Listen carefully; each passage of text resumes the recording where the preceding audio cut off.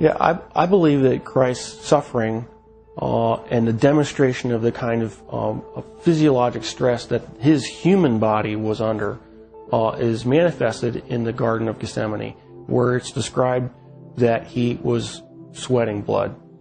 And there is a well-documented medical condition in which patients who are under tremendous amount of emotional stress and physiological stress can in fact sweat blood, because little blood vessels within the glands burst and then the blood is expressed. The scourge involved the use of a short whip with pieces of typically metal, sometimes bone, sometimes pieces of porcelain wrapped in these leather straps, which is then utilized to come across typically the back, the shoulders, the legs of the victim. And the first few passes across a particular body part would tear through the skin, the fat, but eventually, once the outer layers were torn away, it would start getting in the muscle and the tendon. And of course, along the way, you're ripping through all the blood vessels that supply all those tissues. And so you're losing blood the whole time. The plant that was described actually had a very long thorn, not the little thorns that we would think from a rose bush. These were thorns that were typically 1.5 inches to 2 inches in length. The scalp is one of the most vascular portions of our bodies. It had a huge blood supply up there. So then having those thorns shoved down into down onto the bony plate would have gone through all the scalp, which in and of itself would have created a huge amount of blood loss. I've seen people actually bleed to death from just a scalp injury.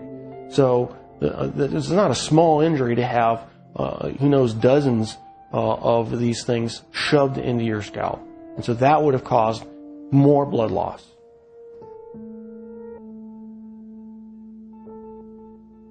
Typically, when a victim has to carry the cross, what has been described in the literature, in actual Roman literature, is they describe they carry the crossbar, and the crossbar is estimated was estimated to weigh about 110 pounds. And of course, if your arms are stuck out here, wrapped up on the crossbar, and you fall down, you need help getting up.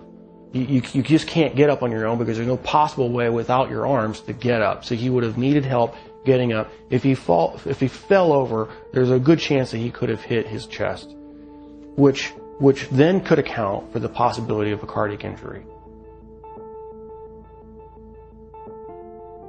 Anatomically, we consider the wrists as part of the hand, and so with the placement of the nails between the radius and the ulna at that position, it still fits the definition of being in the hand, and it's in a position in which the nail won't rip out, which you have to have a solid point of fixation.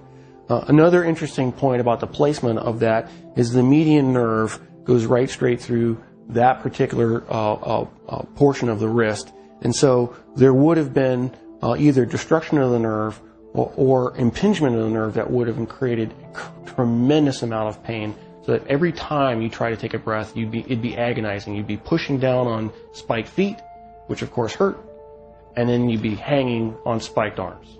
And so you alternate from excruciating pain to excruciating pain every time you take a breath.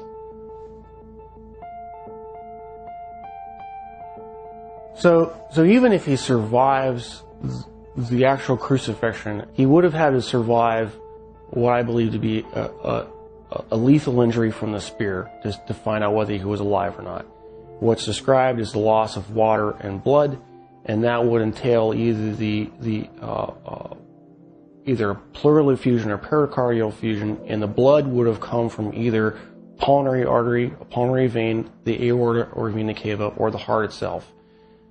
None of those injuries, unless you're treated immediately by a trauma surgeon like myself, with all the advanced equipment that we have, would be survivable after even a few minutes.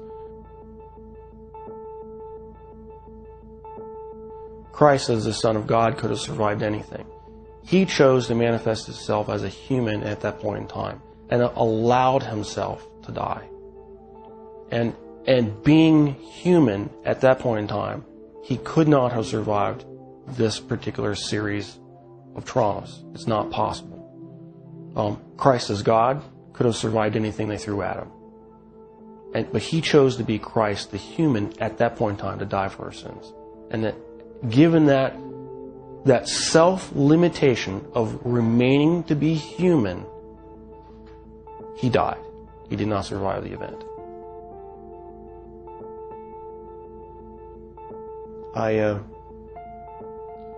I'm profoundly impacted by it.